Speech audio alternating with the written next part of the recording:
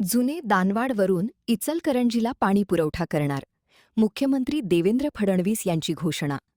मुख्यमंत्री देवेंद्र फडणवीस यांनी इचलकरंजीच्या पाणी प्रश्नाची सोडवणूक करण्याची घोषणा करताना जुने दानवाड उद्भव राधाकृष्ण पाणीपुरवठा योजना कार्यान्वित करणार असल्याची घोषणा केली.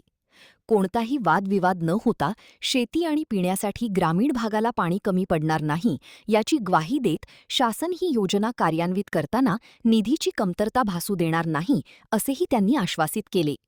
इचलकरंजीच्या वस्त्रोद्योगाला वीज बिलाची मोठी समस्या भेडसावते.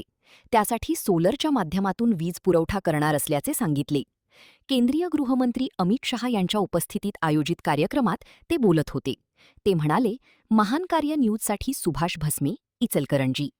पण मला अतिशय आनंद आहे, रविवारी आमदार साहेब आणि खासदार साहेब हे माझ्याकडे आले आणि त्यांनी माझ्या समोर एक प्रेझेंटेशन केलं.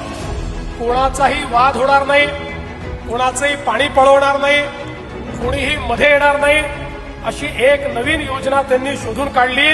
शिरोळ तालुक्यातील जुने दानवाड या ठिकाणी ही योजना आता आपण तयार करणार आहोत आणि म्हणून आजच शिंदे साहेब आणि मी या ठिकाणी आम्ही घोषणा करतो की आपल्या इचलकरंजी शहराकरता पिण्याच्या पाण्याकरता 2051 सालापर्यंत इचलकरंजीला जेवढं पाणी लागेल तेवढं पाणी शिरोळ तालुक्यातील जुने दानवाड इथल्या योजनेतनं देण्यात येईल